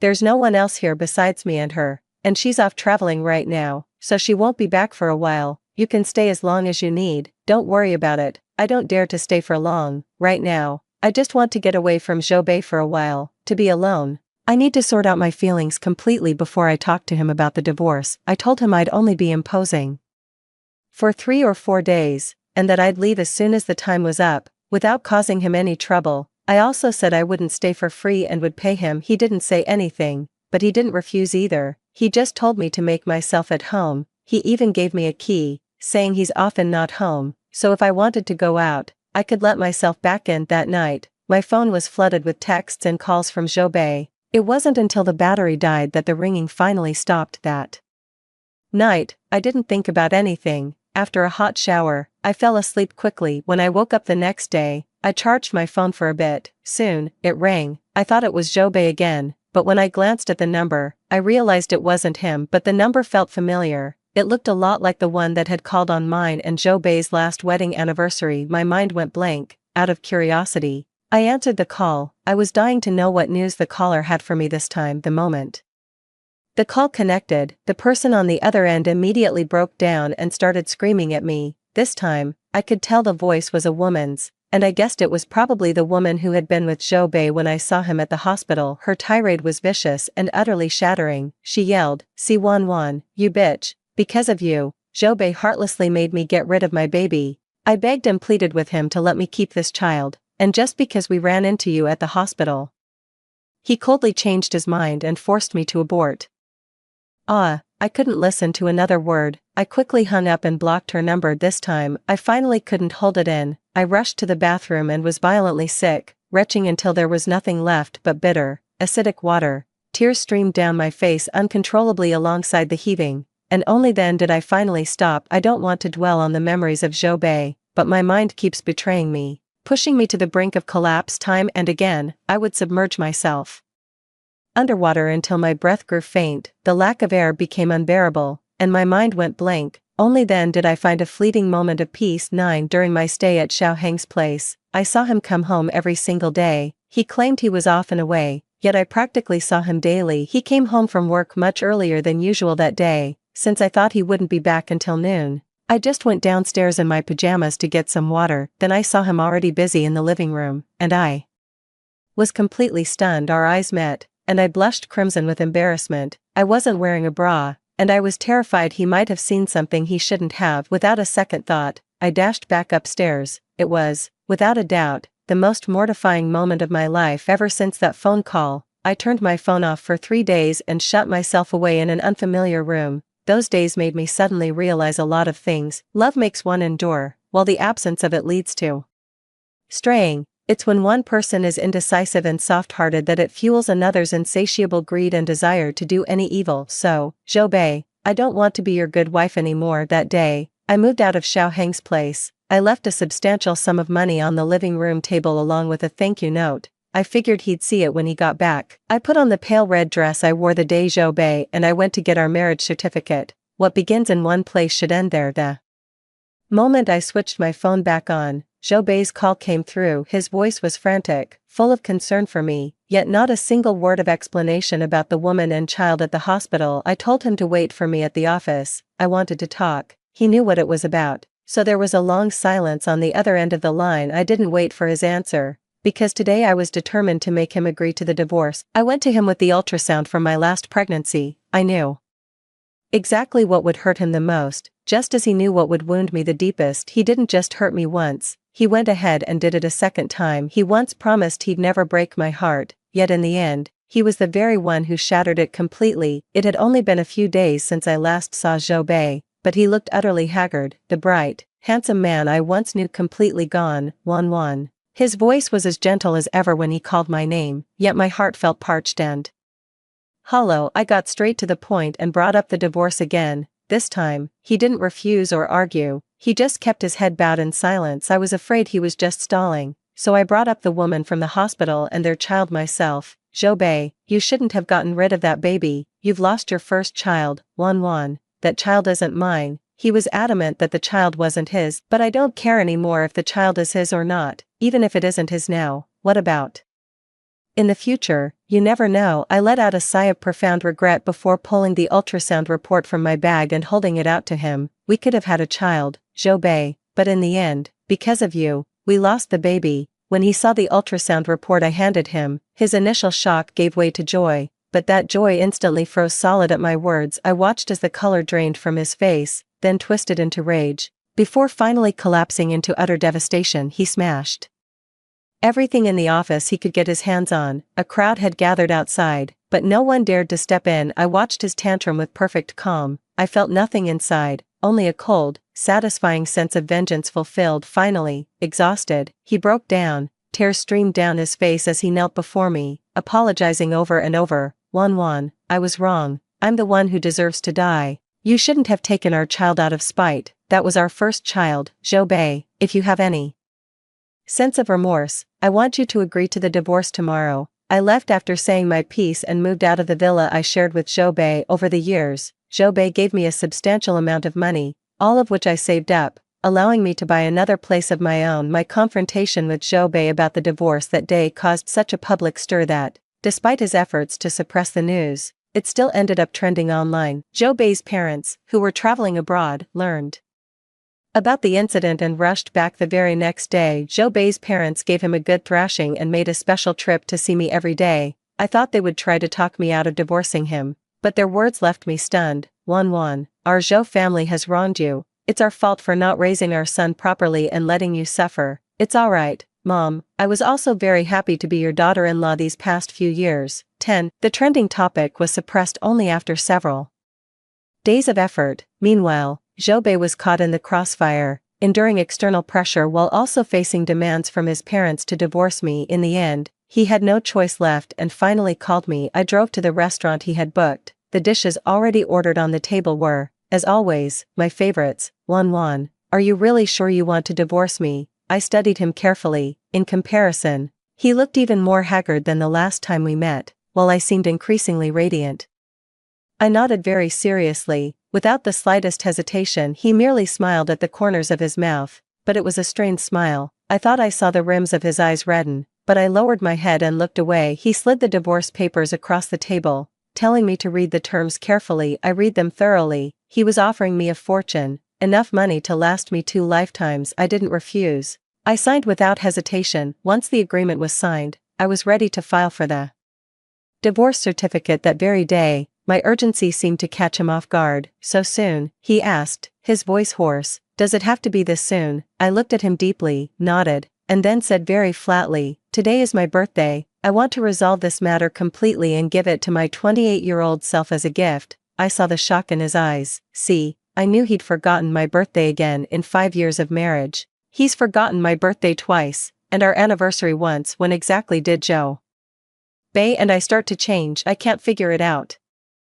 And I don't understand, but on the road ahead, these questions won't hurt me anymore. I thought my life would be peaceful after divorcing Zhou Bei, but just one day after the divorce, Xiaohen called me. He said I'd left some of my things at his place. I didn't think much of it, because I can be quite careless sometimes and genuinely forget things. When I went back to Xiaoheng's place, I noticed there was an extra person. Seeing her youthful face, I thought she was his girlfriend, but after he called her mom, I realized it was his mother. I never expected his mother to look so young. She appeared to be in her 30s. I just wanted to grab the thing he said I'd left behind and get out of there quickly, but his mother stopped me. She insisted I stay for dinner, saying she had prepared all these dishes especially for me. I was baffled and tried to catch Xiaoheng's eye for help, but he just shrugged helplessly, unable to assist me at all. In the end, I had no choice but to reluctantly stay for dinner at Xiaoheng's mother's insistence. After the meal, I thought I could finally leave, but Xiaoheng's mother pulled me aside for a chat. It wasn't until very late that she finally let Xiaoheng see me home. I was about to refuse, but I was so furious. I never expected Xiaoheng's dog to be so mischievous. It actually bit a hole in my tire. The car is brand new, and it breaks my heart, but there's nothing I can do. Xiaoheng said he'd fix the tire for me, and I can pick it up whenever I'm free. Of course, I wouldn't turn down an offer like that. After all, whose fault is it that his dog is so naughty? When a pet messes up, the owner has to take responsibility. So, that night, Xiaoheng gave me a ride home, but as I got out of the car, I saw Zhou Bei. He started walking towards me when he saw me, but then he spotted Xiaoheng behind me, and his expression visibly froze. It's hard not to jump to conclusions when a woman steps out of a man's car late at night. I saw Zhou Bei clench his fist and storm over, and I instinctively shut my eyes. I thought Zhou Bei was going to hit me, but his fist landed on Xiaoheng, who was standing behind me. Xiaoheng took Zhou Bei's punch without flinching. In fact, from the way he acted, it seemed he had deliberately let himself be hit, making no move to dodge at all. Xiaoheng, didn't you promise me you'd leave her alone from now on? Zhou Bei grabbed Xiaoheng by the collar, his voice thick with anger as he confronted him. Xiaoheng's expression remained calm and composed, a trace of blood at the corner of his mouth. The corner of his thin lips lifted slightly. I only promised not to interfere while you were together. I made no promises about after it ended. I was shocked by their conversation. Why did it seem to be about me? Zhou Bei was furious and tried to hit Xiaoheng again, but this time I stopped him. Zhou Bei looked at me in disbelief as I shielded Xiaoheng. I could see the shock and anguish in his eyes, but I callously ignored his emotions. I no longer wanted anything to do with him. He asked me sorrowfully if I divorced him because I had feelings for Xiaoheng. At that, I couldn't help but laugh. Zhou Bei, are you a child? Don't you know exactly why I divorced you? Even if I were to fall for someone in the future, you have no right to interfere. You have no right to meddle in my life. In a fit of rage, I blurted out everything on my mind, driving the words I'd been holding back straight into his heart. In the end, Zhou Bei left in utter humiliation, even tripping and falling on his way out. 11. This incident made me suspect that Xiaoheng might have feelings for me, so I laced every word I said with subtle hints of rejection, yet, he paid them no mind at all. What's more, he straightforwardly admitted to liking me. I had thought that, given Xiaoheng's temperament, he would probably avoid me entirely after being rejected, but I was mistaken. Not only did he show up, he kept popping up right in front of me. I genuinely had no idea how to handle a suitor like that. Back in university, I saw Xiaoheng a lot too, because he was so handsome. My roommates would always drag me to watch the guys play basketball. They were there for Xiaoheng, but my eyes were on Zhou Bei. Come to think of it, every time I went to see Zhou Bei, I'd always spot Xiaoheng there. I always thought someone with Xiaoheng's personality would be aloof, but I never expected him to be so shamelessly persistent in pursuing someone. I work at a pet shop, and he's always bringing his dog in for checkups. With how often he shows up, it's impossible not to read into it. I went to Xiaoheng's house that day to pick up my car. His mom answered the door, and I immediately felt a headache coming on. Whenever I get caught by his mom, I know there's going to be an endless conversation. Sure enough, my hunch was right. Auntie Xiao talked to me for what felt like ages. Every time I tried to come up with an excuse to leave, she'd find a reason to ask me for a little favor, and just like that, she asked me to go upstairs and fetch something for her. I wanted to say no, but she kept mentioning how she wasn't feeling well and things like that. I was helpless. The older ginger is spicier, as they say. I was no match for Auntie Xiao. I could only go upstairs and get the thing for her. Aunt Xiao said the key was in the last small room, but when I entered, I didn't see a single key, only many paintings. The person in the paintings was still me. I was utterly shocked, unable to utter a single word. Each painting depicted my likeness, scenes of me exercising in university, and me sitting alone on the basketball court with my backpack, waiting for Zhou Bei. There were even moments from every single campus event I ever attended. What's worse, there was even a portrait of me crying my eyes out. I remember this one. I was so absorbed in my phone that I got hit by a ball while walking past the court. I had just argued with Zhou Bei and was already feeling wronged. With my head hurting on top of that, the tears just started flowing uncontrollably. I was completely unaware that someone was right there, trying to comfort me. I didn't even register the apologies others were offering. My heart was in turmoil. I had thought Xiaoheng's affection for me was just a passing fancy. I never imagined he had liked me since university. Each painting was dated, and judging by the timeline, they spanned from my freshman year all the way to graduation. After I married Zhou Bei, the dates on the painting stopped at my graduation, that is, until I saw the one on the shelf, which must have been painted recently. It's a drawing of me in my pajamas going downstairs for a drink of water, and he saw it all so clearly, and he actually drew it. I wish the ground would swallow me up. How could he be so shameless? I felt like I had intruded on someone's privacy. My eyes darted around nervously, and after handing the item to Zhao's mother, I bolted straight outside. For several days in a row I kept avoiding Xiaoheng, but you can't run forever. That day, Xiaoheng finally cornered me, demanding to know why I was avoiding him. I stammered out an explanation, but he grabbed me, pulled me inside the house, and locked the door. My mind was completely filled with scenes from TV dramas, a forced kiss or something like that, yet all he said was a single sentence: Zhou Wanwan, it's my birthday today, will you spend it with me? I was about to say that if we were celebrating his birthday, I should go buy him a cake first, but to my surprise, he had already brought one himself. His intentions were crystal clear. He bought it in advance specifically so I would spend the day with him since it was his birthday. I didn't turn him down. When making a wish, he wondered if this year's wish would come true. I told him it would. He looked up at me, his gaze profound and intense. It felt too heated, so I shyly looked away. Then I heard him say, "Oh, really? I hope this year's wish comes true too." Since I didn't have a gift ready for him, I cooked him a few of my signature dishes and some longevity noodles instead. I wasn't sure if he wanted a drink, but I could tell he was in low spirits, so I brought out a bottle of something mild to help him unwind. But as it turned out, he didn't touch the drink. I ended up finishing it all myself. The gossip he was sharing was just too juicy, all about celebrities' private lives. I ended up drinking it all without even realizing. I woke up the next day lying naked in bed with him. Any adult would know what happened in a situation like that, and I still had flashes of the previous night in my mind. I remember him slowly moving closer, saying something I couldn't quite make out, and then I kissed him on the way. Still half asleep, I asked him a few things. "Xiaoheng, what did you wish for?" I remember he smiled, a bewitching smile, looked at me, and said, "The wish has already come true." And after that, the two of us, I feel like I could just die. My college roommate was right. Xiaoheng really knows how to use his looks to reel people in. I shouldn't have given in to his charms and kissed him last night. Beauty truly leads one astray. I wanted to run, but Xiaoheng saw right through me. I don't know how to face him, and I'm not sure if I should try to accept him, but Xiaoheng's attitude really surprised me. He said not to feel pressured. If I want to take responsibility, I can. And if I don't, that's fine too. My inner thoughts at that moment were, in the following days, Xiaoheng deliberately started bringing his clothes into my place. Piece by piece, his words said he didn't want me to take responsibility, but his actions told a completely different story. After spending some time with him, I realized he was incredibly domineering, extremely clingy, and insanely jealous. It was completely at odds with his usual aloof image. I tacitly accepted him living with me, and tacitly accepted the label of boyfriend that others gave him. Just like that, Xiaoheng and I naturally became a couple. In the year we've been together, Xiaoheng has been very tolerant of my little moods. When I get upset, he just quietly comforts me, never calling me out for being unreasonable. I found myself slipping back into my old, pampered ways. Even though Xiaoheng was perfect in every other way, I was annoyed by how often he pestered me at night.